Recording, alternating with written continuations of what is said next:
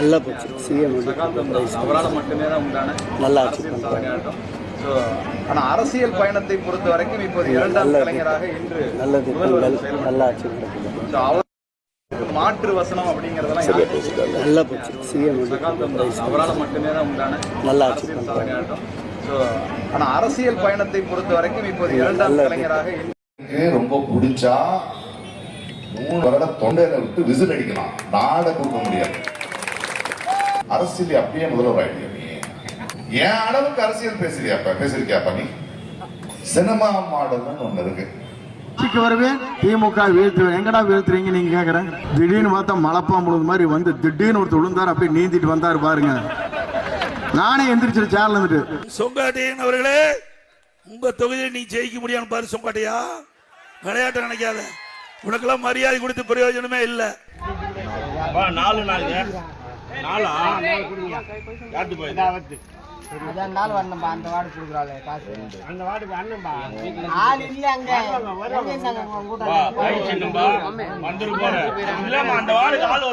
என் உயிரின மேலான தமிழ் பெருங்குடி மக்களே, உங்கள் அனைவருக்கும் மேலரசம்பட்டு சண்முகத்தின் பணிவான வணக்கங்கள். அன்பு உறவுகளே, நம்முடைய சேனலை சப்ஸ்கிரைப் செய்து கொண்டு நம்முடைய காணொளிக்கு ஒரு லைக் செய்து தொடர்ந்து நம்முடைய காணொளியை பாருங்கள். தொடர்ந்து நமக்கு ஆதரவு தாருங்கள். அன்பு உறவுகளே, நம்ம இந்த காணொளியில் அரசியல் சதிராட்டம், இன்றைய அரசியல் சதிராட்டத்தில் மிக மிக முக்கியமான செய்திகளை இந்த காணொளிக்கு உள்ள நம்ம பார்க்க போகிறோம்.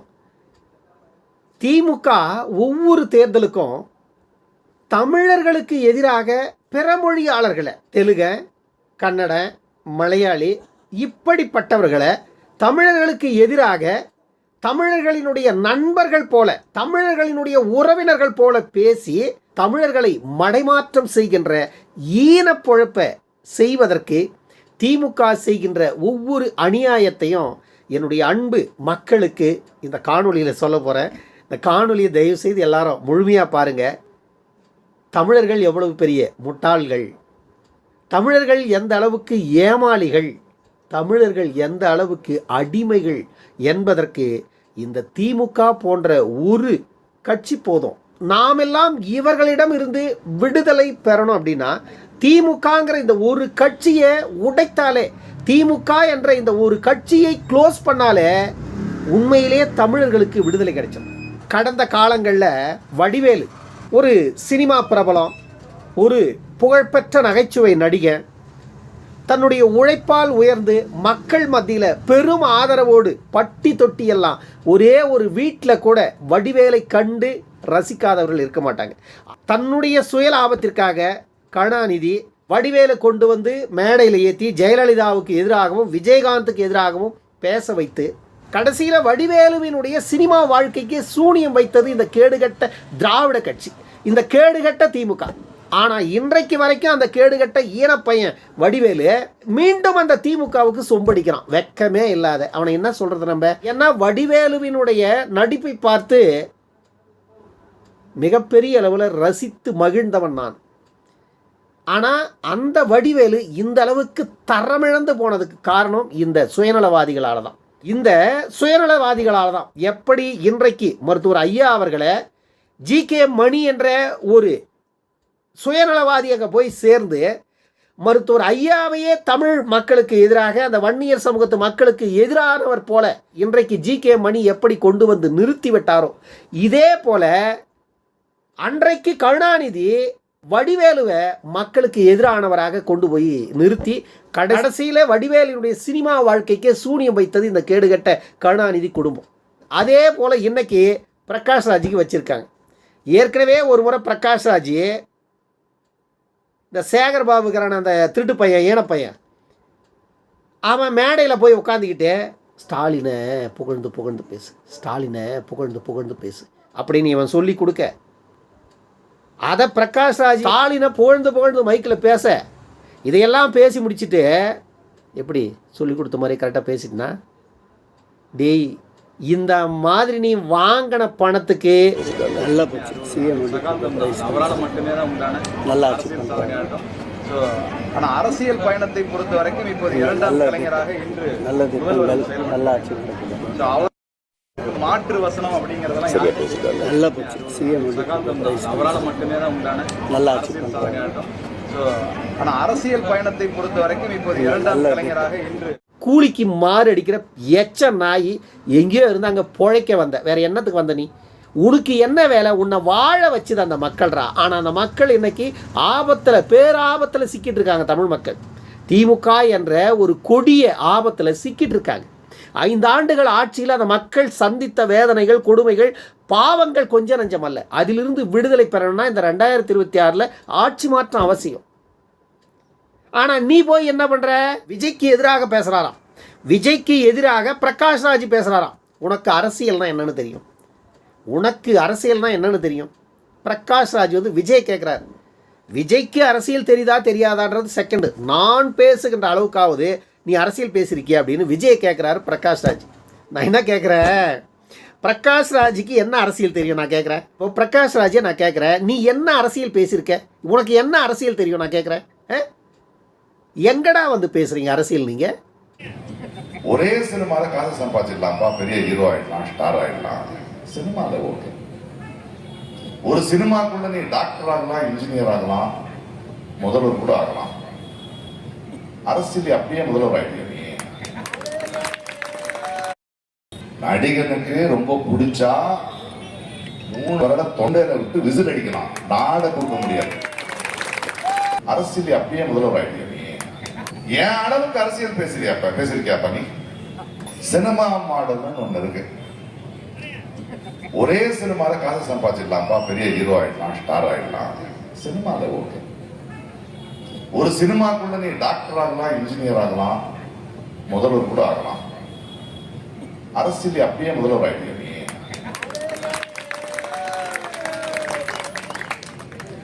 யாரு அரசியல் பேசணும்? என் அளவுக்கு அரசியல் பேசிருக்கியாப்பா நீ? நீ இத்தனை வருடங்கள்ல தமிழ்நாட்டுக்கோ, மக்களுக்கோ, மொழிக்கோ, தன்மானத்துக்கோ பிரச்சனை வந்திருக்கும் போது வந்து நின்று இருக்கியா? உன்னுடைய எங்க வந்து பேசுறீங்க? நீங்க பேச வேண்டிய இடம் எங்க? அரசியல் எங்கேயோ எச்ச வாங்கி தின்ன வந்துட்டீங்க, வாங்கி தின்றீங்க, வாழ்ந்துட்டீங்க. உங்களை வாழ வச்சுட்டாங்க தமிழ் மக்கள், வாழ்ந்துட்டு போங்க. அதனால எங்க படுக்கையில் இடம் கேட்காதீங்க, செருப்பை கொண்டு அடிப்போம்.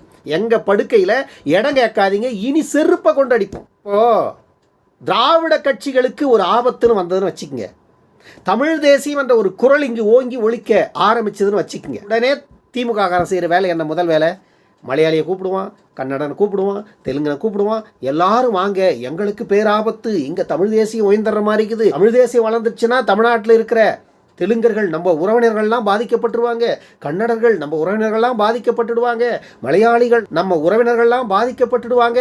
அப்புறம் தமிழர்களுடைய ஆட்சி வந்துச்சுன்னா நம்மளெல்லாம் அடித்து துரத்திடுவாங்க. இப்படி மக்களை பயமுறுத்தி எதுக்கு? ஆட்சி அதிகார பிழைப்புக்கு, ஈன பிழைப்புக்கு, எச்ச பிழைப்புக்கு, ஒரு குடும்பம் வாழ்வதற்கு. பிரகாஷ் ராஜ் திமுகவுக்கு இப்போ ஓட்டு கேட்கறதுக்கு மேடையாக போயிட்டு இருக்கிறார். எத்தனை கோடி வாங்கினானோ தெரியாது இந்த எச்ச பொறிக்கு நாயிங்கிட்ட, எச்ச பொறிக்கு நாயிங்கிட்ட எத்தனை கோடி வாங்கினானோ தெரியாது அந்த புறம்போக்கு. இப்போ சத்யராஜும் வருவான். ஏற்கனவே சத்யராஜும் வந்து மேடைக்கு பேசிட்டு போயிட்டான். இப்போ அவனையும் கூப்பிட்டு வருவானுங்க. ஏன்னா கடைசி கட்டத்தில் இவனுங்களுக்கு வந்து மிகப்பெரிய அதிர்ச்சி விழுந்து போயிருக்கு. இப்போ திமுகவை பொறுத்த வரைக்கும் மிகப்பெரிய அதிர்ச்சி விழுந்துருச்சு. ஏன் சொல்கிறேன்னா, எங்கே போனாலும் திமுக விரட்டி அடிக்கிறாங்க மக்கள். அதுலேயே அவங்களுக்கு தெரிஞ்சு போச்சு களத்தில் மிகப்பெரிய எதிர்ப்பு இருக்குது. கண்டிப்பாக நாம் இந்த முறை ஜெயிக்க போகிறதில்லன்னு. அவங்களுக்கு ஜெயிக்கலைன்னா கூட பரவாயில்ல, எதிர்கட்சியாவது நம்ம உட்காரணும்னு நினைக்கிறாங்க திமுக. அதற்கும் வழி இல்லை அப்படிங்கிறதான் கள நிலவரம் சொல்லுது. அதனால தான் இவ்வளவு பெரிய உளறல், இவ்வளவு பெரிய போராட்டம் இவங்களுக்கு. இப்போது சத்யராஜெல்லாம் இந்த முறை மேடையில் வந்து பேசினா வடிவேலுக்கு என்ன நடந்தது அதே நிலைமை நடக்கும். ஏன்னா சத்யராஜெல்லாம் வந்துட்டு உண்மையிலேயே இந்த முறை மேடையில் போய் இந்த மாதிரிலாம் தமிழ்நாட்டில் ஓட்டு கேட்டான்னு வச்சுக்கோங்க, கண்டிப்பாக இன்றைக்கி மக்கள் இருக்கிற வெறியில் எதை கொண்டு அடித்து அனுப்புவாங்கன்னு தெரியாது. மனுஷந்தையும் மிருகத்தையும் சேர்த்து கூட வாரி அடித்தாலும் ஆச்சரியப்படுறதுக்கு இல்லை. இதெல்லாம் சத்யராஜ் களத்தில் நடக்கும். ஏன்னா இந்த ஈனப்பயலுங்கள்லாம் சேர்ந்து தான் மீண்டும் நேரம் காலம் வரும்போதெல்லாம் வாங்குவானுங்க. வாங்கிறதுக்கு வந்து இங்கே தண்டோரை போட்டு போயிடுவானுங்க. அந்த நாய்க்கு சொல்கிறத கேட்டு மக்கள் ஓட்டை போட்டுட்டு திரும்ப 5 ஆண்டுகளுக்கு பாதாளத்தில் விழுந்து போக வேண்டியது தான். நான் என்ன கேட்குறேன், இவ்வளோ பேசுகிறான் இல்லை பிரகாஷ் ராஜை கொண்டு வந்து பேச வைக்கிறீங்கல்ல, நான் என்ன கேட்குறேன், திமுக 5 ஆண்டுகள் ஆட்சியில் தானே இருந்தது. திமுக மக்களுக்காக தானே ஆட்சி செய்தது. நல்லாட்சி தானே மக்களுக்கு செய்தது. இந்த நல்லாட்சி செய்த இந்த திமுக உங்கள் மீது மக்களுக்கு இருக்கின்ற நம்பிக்கை, நீங்கள் மக்களுக்கு செய்திருக்கின்ற சேவை, அதனாலேயே மக்கள் உங்களுக்கு தானே முன் வந்து வாக்களிக்க போகிறாங்க. நீங்கள் ஏன் மக்கள் காலை போய் பிடிச்சி நக்கறீங்க? நாக்கு போட்டு ஏன் நக்கறீங்க? நான் கேட்குறேன். இவன் என்ன வேலை செய்கிறான்னு பாருங்கள். எவ்வளவு பப்ளிக்காக கொண்டு வந்து என்ன பண்ணுறான்னு பாருங்க. இவன்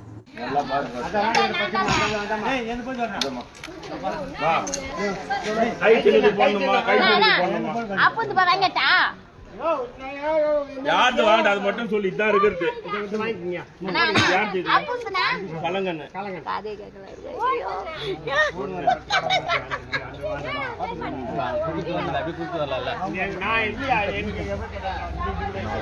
நாலு நாளுங்க. நாளா யாத்து போய் நாள் வரணும்பா. அந்த வார்டு கொடுக்குறாள் காசு. அந்த வார்டுக்கு அண்ணன்பா ஆள் இல்லை அங்க வந்துரு போறேன். இல்லம்மா அந்த வார்டுக்கு ஆள் வருவாங்கம்மா. என்ன போடு, என்ன போடு, என்ன போறது? அந்த வார்டுக்குமா அதை நான் காசு கொடுக்க மாட்டேன். இது யாருப்பா? ஆனந்தம் இதுல கொடுக்குறதே கஷ்டம் மச்சான். அது கொடுக்குறேன். கை சின்னம்மா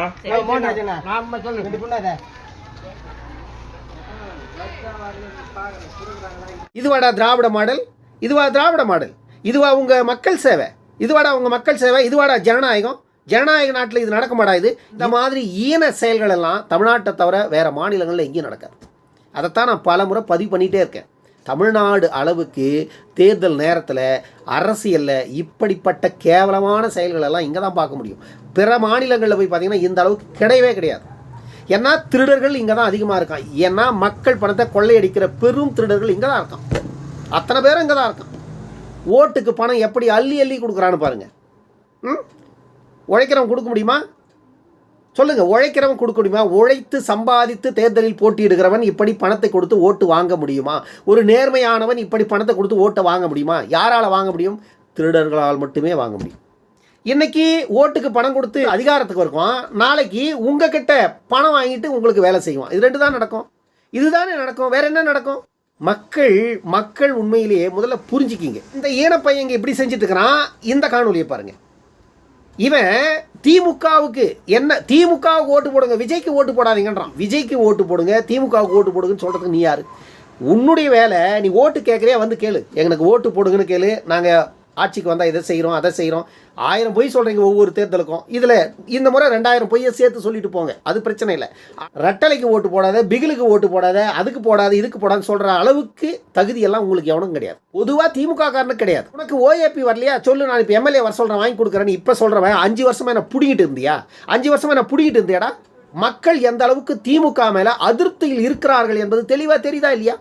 5 ஆண்டுகளாக அதிகாரத்தில் இருந்த வரைக்கும் ஒரு நாய் கூட போய் அந்த மக்களை எட்டி பார்க்காதவங்க, அந்த மக்களின் குறைகளை கேட்காத ஈனப்பயலுங்க, விஜய்க்கு ஓட்டு போடாத, சீமானுக்கு ஓட்டு போடாத, அண்ணாமலைக்கு ஓட்டு போடாத, அன்புமணிக்கு ஓட்டு போடாதான்னு சொல்கிறதுக்கு உங்களுக்கு என்னடா யோகிதை இருக்குது? நான் கேட்குறேன், திமுக காரங்க என்ன யோகிதை இருக்குது? நான் சொன்ன இந்த தலைவர்கள்லாம் சேர்ந்து உங்களுக்கு ஓட்டு போடக்கூடாதுன்னு சொல்கிறதுக்கு இவர்களுக்கு தகுதி இருக்குது. சீமானா இருக்கட்டும், அண்ணாமலையாக இருக்கட்டும், அன்புமணியாக இருக்கட்டும், இவர்களுக்கு தகுதி இருக்குது திமுகவுக்கு ஓட்டு போடாதீங்கன்னு சொல்றதுக்கு. ஏன் சொல்லுங்க?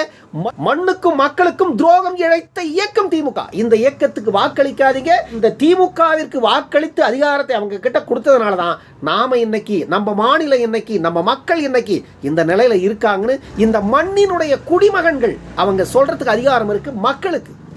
திருட்டு திமுகவுக்கு கழுவி விடுற நான் இங்கே உங்களுக்கு என்னடா யோகிதை இருக்கு? பிகிலுக்கு ஓட்டு போடாத, ரெட்டலைக்கு ஓட்டு போடாத, அதுக்கு ஓட்டு போடாத, சூரியனுக்கு ஓட்டு போடுன்னு சொல்ல உனக்கு என்ன யோகிதை இருக்கு? ஏன் நீ மக்கள்கிட்ட அதை சொல்ற?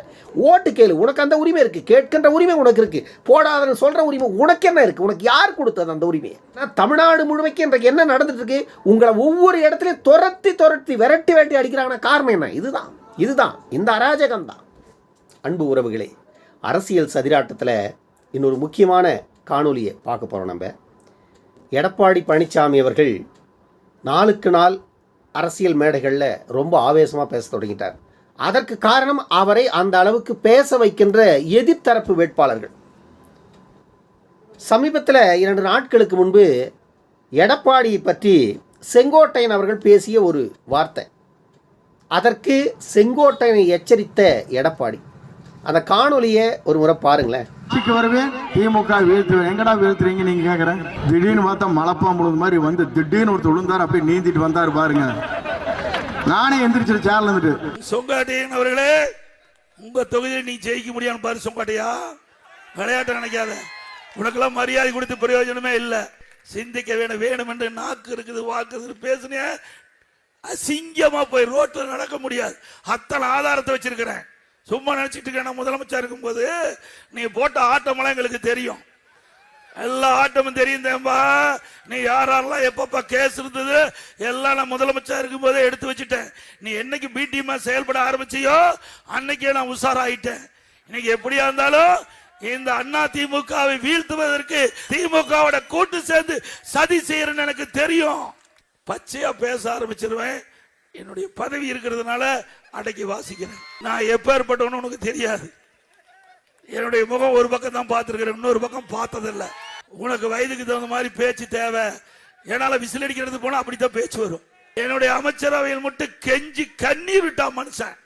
இப்பெல்லாம் ஏதாவது பேசுறான், வாய் கொழுப்புல பேசிட்டு இருக்க அந்த மனுஷன். நீ அழுது எனக்கு தெரியாதா? நீ வடிச்ச கண்ணீர் தெரியாதா? நீ அரசியல் ரீதியா பேசுனா பதில் சொல்ல தயார். அதை விட்டுட்டு தனிப்பட்ட முறையில பேசுனா நிறைய இருக்குதுங்க. டிவியில போட்டு விட்டுருவேன். கோபியில நடமாட முடியாது. இந்த வீதியில, கோபி வீதியில அத்தனை பேர் காரி துப்பிடுவாங்க. ஞாபகம் வச்சுக்க. விளையாட்டா நீ நினைச்சிடாத. என்றைக்கு வீக்கில் சேனை எடை போட்டுறாத. நான் முதலமைச்சர் இருக்கும் போது யாரெல்லாம் என்னென்ன பண்ணீங்கன்னா எல்லாமே அப்பவே வச்சிருக்கிறேன். அதுக்கு மிந்தி நீ என்னென்னலாம் ஆட்டம் போட்டேன்னு அத்தனையும் எல்லாமே இருக்குது. சொங்கடையன் அவர்களே, ஜாக்கிரதையா பேசுங்க, அரசியல் நீதியா சந்திங்க, நாங்க பதில் சொல்ல தயார். பாத்தீங்களா அந்த காணொலியை? அதிமுக என்ற ஒரு கட்சியால தான் செங்கோட்டையன் எல்லாருக்குமே தெரியும். இல்லைன்னா செங்கோட்டையன் யாருன்னு தெரியாது. இன்றைக்கு விஜய்க்காக ஒரு பிகில் ஊதுறாரு. சரி, ஊதிட்டு போகட்டும், அது பிரச்சனை இல்லை. எடப்பாடியினுடைய அமைச்சரவையில் 4.5 ஆண்டுகள் அமைச்சராக இருந்தபொழுது நபுக்குன்னு எடப்பாடி காலில் விழுந்து உருண்டு போனது 4.5 வருஷமாக அமைச்சராக இருந்து அனுபவித்த போது எதுவும் தெரியலையா செங்கோட்டையனுக்கு? இன்றைக்கு தான் செங்கோட்டையனுக்கு எடப்பாடி அவர்கள் காலில் விழுந்து வந்தது தெரிஞ்சு போச்சா? எடப்பாடி அவர்கள் காலில் எதற்கு விழுந்தாருங்கிறது எல்லாருக்கும் தெரியும். ஆனால் அதை வந்துட்டு திரித்து கூறுபவர்கள் தான் அதிகம். அவருக்கு பதவியை கொடுத்ததுனால மரியாதை நிமித்தமாக எடப்பாடி பழனிசாமி அவர்கள் சசிகலா காலில் விழுந்தது உண்மை. அதுதான் உண்மை, அதுதான் அந்த செய்தி. ஆனால் அதை எதிர்க்கட்சிகள் திரித்து எடப்பாடி பழனிசாமி அவர்களை மிகப்பெரிய அளவில் நெகட்டிவாக அதை காட்டிட்டாங்க மக்கள் மத்தியில் கொண்டு போய். அதுதான் உண்மையும் கூட. ஆனால் எடப்பாடி பழனிசாமி அவர்கள் அவருக்கு முதலமைச்சர் பொறுப்பை கொடுத்ததுனால மிகப்பெரிய இன்ப அதிர்ச்சியில் அன்றைக்கு முதலமைச்சர் பதவியை கொடுக்கின்ற இடத்தில் இருந்த சசிகலா அவர்களை மரியாதத்தின் உச்சத்தில் காலில் விழுந்து வணங்கினார். தப்பு இல்லை. இதெல்லாம் வந்துட்டு யார் வேணா செய்யலாம். நானும் செய்யலாம், நீயும் செய்யலாம். கடவுள் காலில் போய் எல்லாரும் வராங்க. எதுக்கு விழுறாங்க? கடவுள் மீது அவர்களுக்கு இருக்கின்ற நம்பிக்கை. கடவுள் நேரடியாக வந்து நன்மைகள் செய்ததோ இல்லையோ, ஆனால் அந்த நம்பிக்கையில் தான் கடவுள்கிட்ட போயிட்டு விழுறது. அதே போல தான் இவர்கள் கண் முன்னாடி மிகப்பெரிய ஒரு உயர்ந்த ஸ்தானத்தை எடப்பாடி அவர்களுக்கு சசிகலா கொடுத்ததுனால அன்றைக்கு காலில் விழுந்தார். அதை இன்றைக்கு மேடையில் செங்கோட்டையன் சொல்லி காட்டினார். எடப்பாடி செங்கோட்டையனை நாறு நரகிஷ்டர். செங்கோட்டையனை நாறு நரகிஷ்டர். செங்கோட்டையா, என்னை பற்றி உனக்கு தெரியாது. பழைய பழனிசாமிலாம் நினச்சிக்காதீங்க. உங்களை பற்றி எல்லா விஷயமும் எனக்கு தெரியும். நீ அதிமுகவில் இருக்கும் பொழுதே நீ பி டீமாக செயல்பட்டது எனக்கு தெரியும். நீ பி டீமாக செயல்படுறதுக்கு முன்னாடியே உங்கள் மேலே என்னென்ன பிரச்சனைகள் இருந்தது, எந்தெந்த கேஸ் இருக்குது, எந்தெந்த வழக்கு இருக்குது, எல்லா ஆதாரத்தையும் நான் எடுத்து வச்சுருக்கேன். நான் மட்டும் வெளியே விட்டேன், வீதியில் நடக்க மாட்டீங்க. அந்த அளவுக்கு உங்களை சந்தி சிரிக்க வச்சிருவேன். எப்படி இருக்கணுமோ அந்த மாதிரி இருந்துக்கு அப்படின்னு செங்கோட்டையனை கடுமையாக எச்சரிச்சிட்டாரு எடப்பாடி பழனிசாமி. உண்மையிலே எடப்பாடி பழனிசாமி தொடர்ந்து மக்கள் மத்தியில் ஆவேசமாக பேசி வருகிறார். ஆட்சிக்கு வந்த பிறகு செந்தில் பாலாஜிக்கு மிகப்பெரிய செக்கு வைக்க போவதாகவும் எடப்பாடி தான் பேசுகிறார். ஏன்னா இந்த கோவையில் செந்தில் பாலாஜி உள்ள வந்து எந்த அளவுக்கு அட்டூழியங்களை செய்து கொண்டிருக்கிறார் என்பதை பட்டி போட்டு மக்களை எப்படி கொண்டு போய் அடைத்து கொண்டிருக்கிறார் என்பது உட்பட எல்லா விஷயத்தையும் தொடர்ந்து பேசுகிறார் எடப்பாடி. எடப்பாடி அரியணையில் அமர்ந்து விட்டால் திமுகவுக்கு மிகப்பெரிய ஆப்பு இந்த முறை கண்டிப்பாக இருக்கும். ஏன்னா ஜெயலலிதா அவர்கள் மீது சொத்து குவிப்பு வழக்கை போட்டு அவரை எப்படி கைது செய்ய வைத்து ஜெயலலிதாவை அசிங்கப்படுத்தினாரோ கருணாநிதி, அதே போல ஜெயலலிதா ஆட்சிக்கு வந்த பிறகு கருணாநிதியை இரவோடு இரவாக கைது செய்து மிகப்பெரிய ஒரு ரகளையை ஏற்படுத்தினார் ஜெயலலிதா. இந்த முறை ஒருவேளை எடப்பாடி ஆட்சிக்கு வந்தால் அதே ரகலை தமிழ்நாட்டில் நடக்க வாய்ப்பு இருக்கிறது. அன்பு மக்களே, பொறுத்திருங்க, எது வேண்டுமென்றாலும் நடக்கலாம்.